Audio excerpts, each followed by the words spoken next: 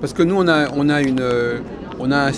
ne fait pas que des choses de premier. Enfin, il y a des choses qui peuvent être assez sophistiquées. C'est pas forcément que pour le public, le débutant. Ça peut être aussi des personnes qui sont plus avancées. Voilà, c'est ça. Voilà, c'est ça. Entendu. Bon. Qu'est-ce que vous voulez? Que je montre une carte? Que je montre le jeu? Que Oui, je tire une carte? oui, si vous voulez, oui. Alors, on démarre? D'accord, on peut commencer comme ça. Alors, pour l'interview, je tire une carte pour un petit peu voir sous quelle ambiance, voilà, le pape. Arcane 5, le pape. Bon. Alors, qu'est-ce que ça nous dit que cette interview est un interview lié aux connaissances, puisque le pape, il va nous parler de guide, d'autorisation, d'interdit, d'éthique, de morale, d'apprendre, d'enseigner. Donc, tout ça, c'est dans le pape.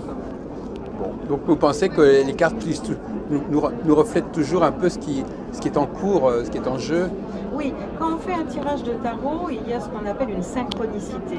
Hein, c'est un terme que Jung avait employé pour exprimer qu'il y avait un hasard qui avait une signification entre un événement qui est apparemment du hasard fortuit et un sens plus profond dans l'existence de la personne. Donc en fait, pour l'interview, c'est la même chose. Là, la synchronicité nous a donné le pape. Et quand quelqu'un fait un tirage, eh bien, c'est cette synchronicité qui est à l'œuvre. Et je le remarque, je l'ai vérifié de multiples fois dans ma vie de tarologue. Donc votre livre, justement, ça s'appelle Tarot et psychologie des profondeurs. Voilà. Ça fait allusion un peu à... Donc, est-ce que vous êtes... Alors, vous êtes une forme de... Vous avez une approche particulière du tarot qui n'est pas spécialement liée à la voyance? À la voyance, non. Moi, au départ, je suis psychothérapeute jungienne. Oui. J'ai reçu les gens, beaucoup de monde, pendant plus d'une quinzaine d'années. Et le tarot est venu presque par hasard à moi. Et j'ai eu une vraie rencontre avec ces arcanes, ces bouts de carton colorés, comme je dis, mais qui ont une signification profonde, traditionnelle. Donc, je me suis intéressée au tarot. Et j'ai approfondi les symboles du tarot et comment le tarot pouvait vraiment être un guide pour nous aider dans nos choix de vie, dans notre développement personnel, y compris pour résoudre des blocages, des problèmes également. Parce que dans le tarot, on peut relever des problématiques et les options pour les lever, pour les résoudre. Alors c'est toujours le consultant qui le fait, hein, c'est pas le tarologue ni le tarot. Mais il n'empêche que les réponses du tarot peuvent être très intéressantes pour la personne. Et vous avez repensé le tarot un petit peu? Vous avez repensé les significations? J'ai repensé, c'est-à-dire je me suis appuyée sur justement les symboles. Par exemple, vous voyez, là j'ai le chariot. Oui. Dans le chariot, on a ce personnage qui est couronné. Et donc l'aspect couronné, c'est pour moi l'affirmation du moi. Donc cette carte pour moi est liée à la confiance en soi. Et ce que Jung a appelé le moi, vraiment. Et donc, quand je sors cette carte avec un consultant, je considère que cette personne est en train de se construire au niveau de la personnalité et d'affirmer une confiance en elle et dans sa personnalité. Et que, au contraire, elle n'a pas besoin de développer trop l'intériorité, l'intuition. C'est plus l'affirmation consciente qui est à l'œuvre. Ah oui. Alors que si j'ai, par exemple, je vais sortir une autre carte, la Lune, oui. Voilà. Là, c'est l'inverse. Oui. C'est au contraire le monde de l'inconscient qui est à fouiller, à creuser, à comprendre. Donc là, la personne est peut-être trop logique, trop rationnelle. Il faut qu'elle ouvre les portes de ses espaces intérieurs et de son inconscient. Et de sa créativité aussi. Et de sa créativité, bien sûr. Donc la créativité, on la trouve dans d'autres cartes. Donc finalement, ce qui est le paradoxe, c'est que en fait, la carte ne nous décrit pas trop uniquement la personne, mais ce qu'elle a à faire en fin de compte. Oui, c'est ça. Donc ce qui lui manque en fin de compte, à la limite. C'est un petit peu mon idée, c'est-à-dire d'utiliser le tarot pour aider vraiment les gens. Donc de les aider, non pour les définir, pour qu'ils se connaissent mieux, c'est vrai, mais aussi pour qu'ils trouvent leur chemin, qu'ils avancent dans un chemin de réalisation personnelle. Donc quand on sort le pape, c'est à la fois le point de départ et c'est aussi l'objectif à atteindre. Alors, avant de faire un tirage, je définis l'objet du tirage. Donc, selon l'objet, c'est ça que ça va répondre, ou au contraire, ça va être une réponse à une question précise. Alors, je fais une petite parenthèse. Question bateau, c'est-à-dire de... Ça vous préoccupe pas de savoir d'où ça vient, ce tarot? Vous ne savez pas d'où ça et comment ça a été élaboré? C'est pas un problème. C'est pas un problème, mais enfin, c'est intéressant de savoir que ça vient quand même des alchimistes du haut Moyen-Âge en Provence, et donc des gens qui étaient eux-mêmes déjà dans une démarche personnelle de connaissance, et non pas dans la voyance. La voyance est venue très tardivement au XIXe siècle. Au niveau du tarot, oui. Mais avant, c'était... Et avant, c'était quand même quelque chose qui était lié à la connaissance de soi. Je vous en prie, c'est normal, on est dans un stand. Je vous ai mis les vins là. Merci. Bon après-midi. Bon, alors donc finalement, Dangle vous a publié. C'est un ouvrage. Il y en a eu beaucoup d'ouvrages sur le tarot.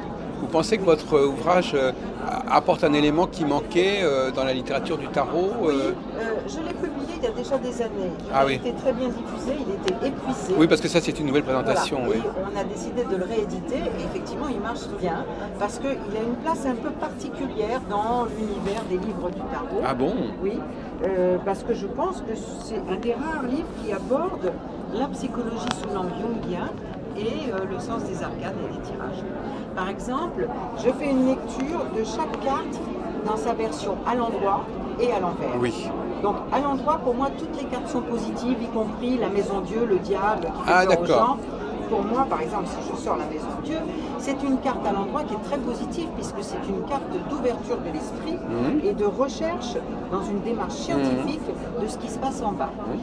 Donc c'est une carte très positive. Par contre, si elle est à l'envers, là, on a une problématique qui est hystérique. C'est un éclatement. C'est tout à coup, on perd le sens des réalités. On est tout à fait déconnecté de la réalité. Et on a une problématique à résoudre liée à ça. Alors avec le tarot, le problème, c'est que les gens voient la carte. Oui. Et donc, ils sont impressionnés par cette carte qui sort. Ça Oui, leur mais parle immédiatement, non? Enfin, je sais pas. Ça peut leur parler, mais après, il faut... On échange. Oui, enfin. d'accord. Non, mais Donc, je sais. Mais en c'est fait, vrai qu'il y a un problème. Quelque part, ils sont très en prise directement sur le tarot. Oui, c'est ça. Enfin, ils voient, ils sont mais impressionnés, ils c'est- peuvent être impressionnés. Je dirais que dans l'art de la parole, j'ai jamais rencontré d'obstacles et de gens trop impressionnés par visuellement la carte. Ah, d'accord. Les gens, ils ont peur de l'arcane 13. Bon, mais l'arcane 13, c'est le grand nettoyage des profondeurs, c'est faire un ménage. Oui, c'est votre commentaire un qui soin. permet de... Et donc, il n'y a rien d'inquiétant dans cette carte. Non, bien sûr. À l'envers, c'est le refus de faire ça. Donc, c'est au contraire avoir peur d'aller nettoyer les profondeurs. Donc, il ne faut pas sortir trop de cartes à l'envers. Quand on sort des cartes à l'envers, c'est qu'on a des problématiques à résoudre et c'est qu'on est à même de les aborder. Ah. Donc ça veut dire que, je dirais que quand toutes les cartes sont à l'endroit, c'est que la personne est fragile. Eh oui, Quand il y a des cartes à l'envers, elle est à même d'entendre. oui, c'est ces bien. Oui, problématiques. c'est vrai. Et si toutes les cartes sont à l'endroit, je tiens compte de la fragilité de la personne. Alors, on peut faire une petite parenthèse sur votre autre ouvrage, le Yiking, parce que c'est... Est-ce que ça vous parle autant, le Yiking, ou est-ce que vous avez une autre approche de ce jeu? Le Yiking, je l'ai abordé de façon plus légère parce que d'abord, c'est pas notre tradition, c'est la tradition asiatique, chinoise. C'est beaucoup plus difficile d'accès pour nous. J'ai voulu faire une relecture déjà de textes traduits, je ne parle pas le chinois, Oui. déjà de textes traduits du Yiking pour le rendre plus accessible dans un langage plus occidental. Parce que les traductions et les lectures du Yiking sont extrêmement métaphoriques, très imagées, et c'est extrêmement difficile de comprendre et de rentrer là-dedans. Donc tout le travail que j'ai fait, c'était plutôt de le rendre accessible à une connaissance plus occidentale. Mais je le travaille beaucoup moins. C'était un peu pour mon plaisir. D'accord, bon. Revenons au tarot. Alors, ce tarot, c'est un langage, c'est un moyen de communiquer avec d'autres dimensions, c'est ça Oui, la dimension des profondeurs dans la personne, et y compris des choses qu'elle ne sait pas, mais qui peuvent s'ouvrir dans sa vie. Par exemple, quelqu'un qui a des dons pas connus pour quelque chose, si je tire une carte, quel est le don dont on peut parler ici? Vous voyez, comme ça. Alors, l'amoureux. Alors, l'amoureux, c'est un don... l'amoureux est le grand romantique, le grand sentimental. Donc, et en même temps, il est lié à l'écoute. Donc il y a quelque chose qui est lié à la musique dans l'amoureux, et il y a quelque chose qui est lié à la poésie. Donc c'est une personne qui aura un certain sens musical et poétique qui sera peut-être à développer, vous voyez, au niveau d'un don. Donc j'aime bien aussi ouvrir des portes pour les gens. Oui, j'ai bien compris, oui. Une petite parenthèse, vous n'êtes pas attiré par l'astrologie? Alors j'aime beaucoup l'astrologie, mais c'est tout un univers et il faut s'y investir et apprendre. Donc je n'ai pas choisi de m'y investir, mais j'aime beaucoup l'astrologie. Et alors intéressant. dans le milieu des psychologues, comment est-ce que c'est perçu cette utilisation du tarot? Il y a beaucoup de psychothérapeutes qui sont intéressés. J'ai interviewé il y a quelque temps M. De Villeneuve. Il avait toute une utilisation du tarot dans le domaine de la thérapie. Il donnait des cartes sans les couleurs. Il demandait aux personnes de mettre des couleurs. Oui, et d'après les couleurs qu'ils mettaient, on voyait l'évolution de la personne. Oui. Mais on peut utiliser aussi les cartes, comme au support d'ailleurs, en projection. Oui. C'est-à-dire ne pas donner de commentaires et demander à la personne ce Voilà. que ça évoque. Oui. Et à partir de là, c'est comme un rêve. Donc la personne va exprimer des choses de son moi, de son inconscient, et on rentre dans un travail plus thérapeutique. C'est un peu le test de Rorschach. Oui, c'est ça. Mais avec des images, avec l'imagerie notamment. Oui. Ça, c'est une des pratiques que certains thérapeutes font, et c'est intéressant. Dans ce cas-là, effectivement, il n'y a pas besoin de justifier, c'est simplement des supports qui permettent à la personne de se projeter. De faire une projection. Et elle va raconter des choses. Dans l'analyse des rêves, je me sers du tarot pour comprendre les rêves des personnes. Ah, vous avez aussi Autrement le dit, côté rêve. Je fais des tirages adaptés aux rêves. Et à ce moment-là, ça nous aide à comprendre et à développer le sens du rêve que la personne amène. Est-ce que je serais provocateur en disant que vous ne pouvez pas vous passer du tarot pour communiquer avec vos patients? Oui, je peux m'en passer, mais j'aime tellement ça que je l'utilise souvent parce que c'est un support visuel. Moi, je suis aussi par ailleurs artiste peintre. Oui, justement, c'est un peu ça aussi. J'ai un goût pour les images, disons. Oui. Donc c'est vrai que le tarot me permet d'avoir un support comme ça imagé, tout en couleur, que j'apprécie. Ceci dit, on peut également le laisser de côté et parler avec la personne. Oui, ça, mais non, parce que moi j'ai interviewé ici des personnes qui travaillent sur les chakras, qui touchent le corps, tout ça, ça vous intéresse pas, vous ne touchez pas la personne. Non, je ne touche pas la personne. C'est Je n'ai pas développé ça. Non, c'est intéressant de voir qu'il y a des voies très différentes qui sont... Mais, vous savez, dans mon parcours personnel, j'ai fait beaucoup de choses parce que j'ai moi-même d'abord commencé par faire pour moi du cri primal. Donc c'était... Ah oui? Oui. Et des pratiques justement. Ah oui, Reich, bien sûr, voilà. justement, oui. Donc j'ai fait de l'énergétique reichienne, etc. Mais peu à peu, mon goût m'a porté vers plus l'analyse des rêves, les tarots, la peinture, enfin, d'autres choses. Donc après, c'est une voie personnelle. Donc vous présentez vous ne demandez pas à la personne de choisir une carte, mais elle tire une carte au hasard et elle dit ce que ça veut dire, ce que ça représente pour elle. Ça peut être une façon de faire. Ou alors, elle a une question et on va faire un tirage plus élaboré sur sa question. Mais est-ce que question un peu, est-ce que si elle veut savoir, bon, je pose une question qui me paraît peut-être un peu insolite, mais est-ce que ça permet de parler de ce qui se présente dans son futur quelque part? Oui, parce que le futur est en germe dans le présent. Oui. Donc par conséquent, le tirage de tarot va nous faire émerger ça. Oui. Et donc ça parle du futur. Maintenant, dans ma conception, je ne pense pas que le futur soit totalement écrit. Non. Je pense qu'il y a des grandes lignes et que ces grandes lignes vont être précisées par la personne. Oui, oui. Donc elle a une certaine liberté. Oui. Pas toute la liberté, mais une certaine liberté. Donc le tarot, il induit, mais il ne définit pas comme dans une voyance, où on dit c'est comme ci, comme ça. Là, jamais je ne fais ce type de lecture. Il y a toujours une ouverture sur ce que la personne va pouvoir faire dans un certain axe. Alors une dernière question je ne sais pas si elle va vous inspirer des réponses. Est-ce que vous travaillez sur les cycles? Est-ce que vous avez une connaissance des cycles par lesquels on passe? Bien sûr. Bien sûr. Pourquoi ça sous-tend votre travail d'une manière ou d'une autre? Il y a des cycles. D'abord, le tarot lui-même parle d'un cycle. Il y a les 22 arcanes majeures, c'est une roue et ça forme un cycle. D'accord. Et dans notre vie, on va le parcourir plusieurs fois. Donc il y a vraiment des grands cycles. Il faut combien de temps pour parcourir un cycle complet? Ah bon, d'accord, non, mais je vous dis, peut-être qu'on ne sait jamais. Il n'y a pas de données pour chacun. Mais il n'empêche qu'on va retrouver, et chacun en a l'expérience, on retrouve des choses sur un autre plan dans sa vie. Moi-même, j'en ai l'expérience personnelle. Donc des choses qui sont... Vous avez fait plusieurs cycles de tarot. Oui, c'est ça. Plusieurs cycles dans l'existence. Et ça se suit d'après... Alors là, carrément, les cartes, le cycle va suivre l'ordre des cartes du tarot. Non. Notre vie est beaucoup plus... Ah bon, non, mais justement, donc ça n'a pas... on ne va pas forcément suivre. On peut suivre, dans le cadre d'une initiation liée au tarot, on peut suivre le cycle des tarots. Quand j'enseigne sous forme de stage, c'est ce qu'on fait finalement. On va suivre chaque carte mais ça, et arriver jusqu'au bout. Et donc ça permet de faire une évolution personnelle. Mais dans sa vie, c'est plus anarchique. Ah oui, d'accord. Donc on peut sauter une... Enfin, on peut... Non, mais donc ce cycle, il est pas facile à définir. Il est théorique. Il est théorique, mais la vie n'est pas théorique. Mais on va quand même passer par...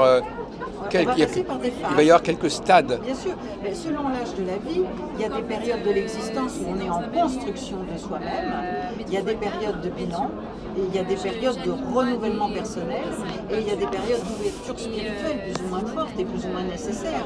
Il y a vraiment des âges de la vie. Et de ce point de vue-là, selon l'âge de la personne, je vais l'orienter vers telle ou telle chose. Ah, parce que c'est sûr que quand on est jeune, on a à faire sa place dans la société, à se trouver, à vivre des expériences. Arriver à l'âge adulte ou à la retraite, on a d'autres choses à faire. Et c'est évident que là, la personne va continuer de faire des choses, mais pas de la même façon. Oui, donc ce paramètre de l'âge n'est pas important. Oui. Et donc vous étiez en train de me parler des cycles, donc il y a peut-être d'autres choses que vous vouliez dire sur les cycles. Donc il y a le cycle, on passe plusieurs fois, soi-disant, enfin on revient sur certaines choses. Oui. Alors, à ce propos, il y a le rapport homme-femme dans le couple. Oui, très bien. Et parce que pour Jung, il a étudié quelque chose que j'adore, qui est le rapport inversé qu'on a chez l'autre. Autrement dit, le choix que l'on va faire du partenaire est une façon de révéler quelque chose qui est enfoui et caché en nous, et réciproquement. Et donc, le partenaire est là comme un complémentaire, comme un miroir, ou comme quelque chose, au contraire, à l'opposé de soi. Et ça, c'est très intéressant. Il a parlé d'anima et d'animus, qui sont les zones cachées sur lesquelles je travaille avec les tarots. Alors justement, on ne comprend pas très bien, on sait peut-être pas, c'est l'occasion pour moi de vous demander, parce que vous avez cette culture jungienne, quand Jung dit que nous avons en nous l'animus et l'anima, je crois que tout le monde ne comprend pas exactement ce que ça veut dire. Parce qu'il y a ce qu'on appelle le mauvais animus ou le mauvais... Enfin, je sais pas, j'ai des idées très vagues. La femme a en elle une personnalité masculine qu'on appelle l'animus, qui est sa capacité d'intervenir dans l'action et sur le monde, et d'ailleurs qui lui sert beaucoup dans sa vie professionnelle, notamment. Oui. Bon, cet animus, si elle en est consciente, il va être positif. Si elle n'en est pas consciente, il est refoulé, il devient négatif. Ah, voilà. De la même façon, l'homme a en lui l'anima, cette partie féminine, sensible, affective, intuitive. Eh bien, un homme qui est bien avec cette zone-là va être quelqu'un de sensible. Un homme qui refoule, il va être brutal et il va être dominé par ses émotions. C'est une anima négative. Ça veut dire qu'en fin de compte, nous sommes un peu des androgynes, un peu? Oui, on a une phase androgyne, mais en même temps, on est sexué. Donc, on est quand même, alors donc malgré tout, on a quand même une psychologie en fonction de son sexe. Hein, ah oui, donc il n'est pas en train de dire que nous sommes pareils, hommes et femmes. Pareil. Non, hommes et femmes, nous ne sommes pas pareils et nous avons un processus d'évolution différent. Mais ceci dit, on a tous à rentrer en rapport avec notre partie interne. Mais c'est pas la même, c'est justement ça. Il y a un point de départ et le point d'arrivée. C'est-à-dire qu'en fin de compte, pour l'homme, le problème c'est l'anima et pour la femme, le problème c'est l'animus. Oui. Mais qu'est-ce que dit Jung de plus sur la question du masculin et du féminin? Qu'est-ce qui distingue l'homme et la femme en dehors de cette problématique? Vous avez une idée vous-même, peu importe. Oui, bien sûr, la psychologie de l'homme est même plus tournée au départ vers le pôle actif, rationnel, vers la logique. Alors que la psychologie féminine est plus tournée vers le relationnel, l'harmonie et l'entente